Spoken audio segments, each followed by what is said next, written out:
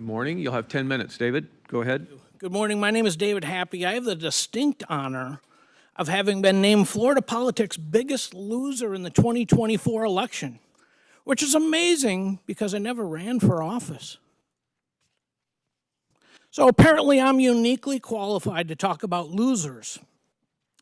And under this county commission's tax record, the biggest losers appear to be the property taxpayers of Pinellas County.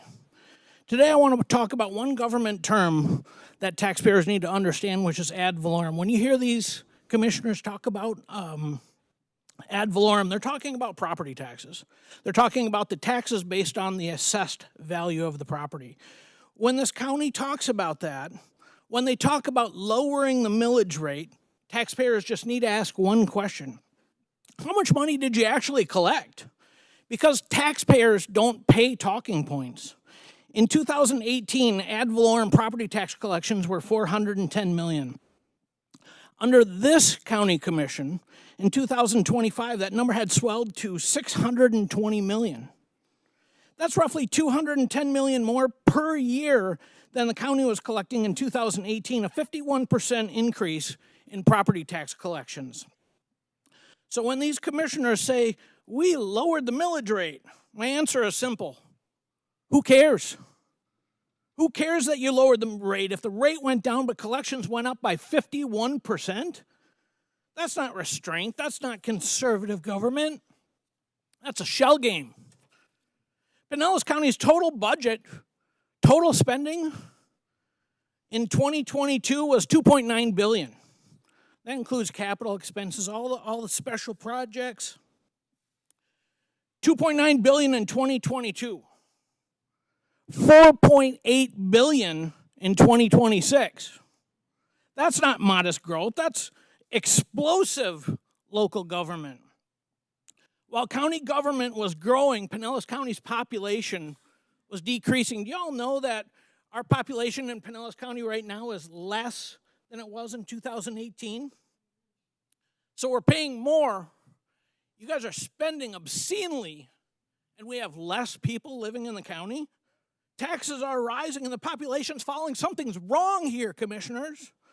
That's why Pinellas County has become the poster child for why Governor DeSantis needs to step in and intercede.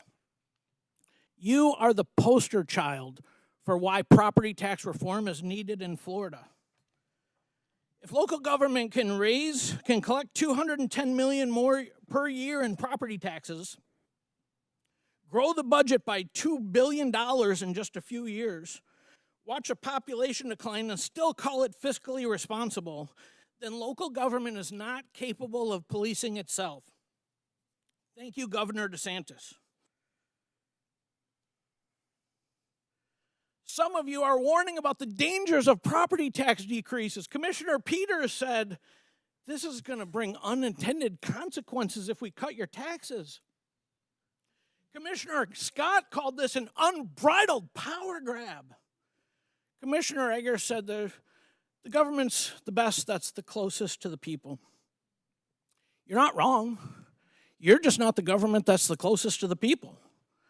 When government raises collections while the population is falling, grows the budget by $2 billion, and hides behind millage rate theater, that's not local governance. The unbridled power grab is not in Tallahassee, Commissioner Scott. It's right here on my tax bill. So let's talk about the dais. Let's talk about our county commissioners.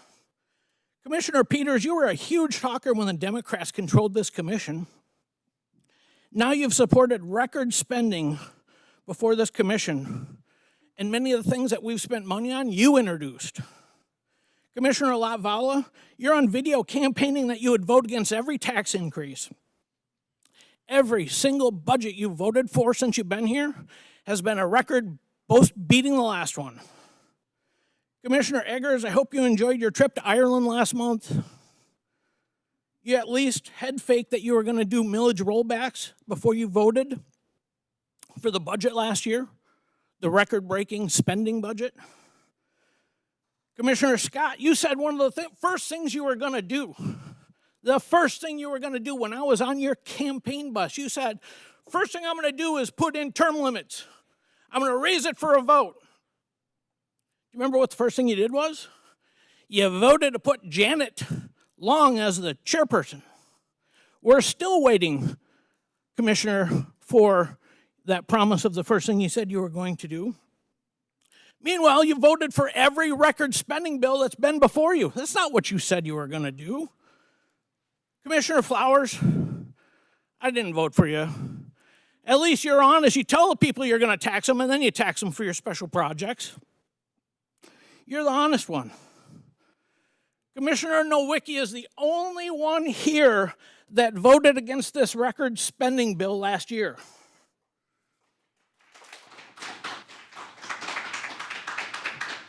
Here, guys.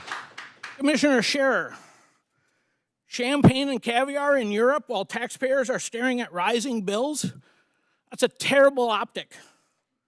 I didn't vote for you because I didn't think we needed a developer on the county commission, and I was right. But the people got exactly what they voted for, and that's the bigger point.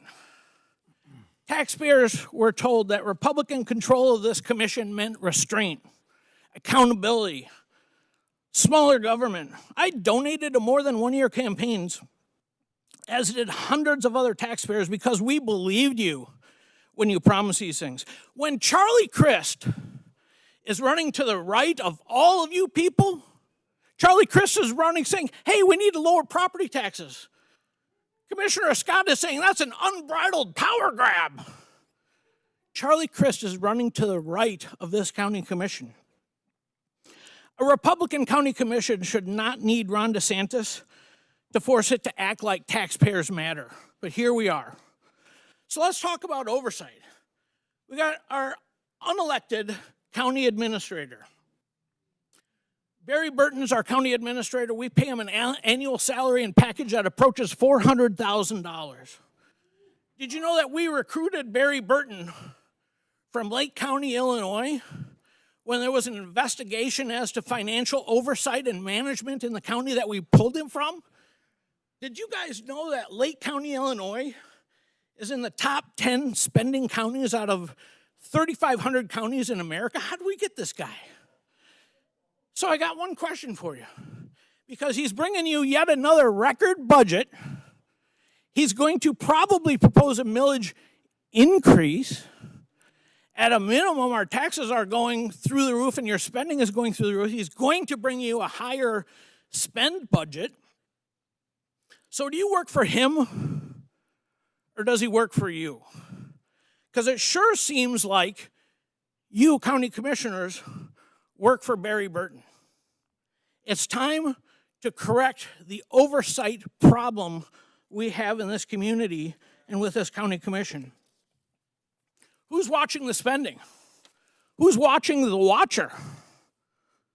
Who's telling the county administrator no when he brings these absurd budgets before you that include, I watched some of your budget meetings. By the way, the public wasn't allowed to speak at those meetings because the staff that gets incentivized to raise the prices proposes an increase. The county administrator oversees all of that, and these people don't get to say anything at your meetings. That's part of the problem. So what do we need to do? What do we need to do? We need to stop hiding behind a millage rate and publish a plain English year-by-year explanation for what's happened between 2018 to 2025. We need to direct the county staff to propose a rollback budget. And we need to support real property tax reform like bold commissioners are doing all across the country. It's not going to have unintended consequences to let the taxpayers keep more of their money. Pinellas County is not your piggy bank. You are the poster child for why Governor DeSantis needs to step in and protect our interests. Okay.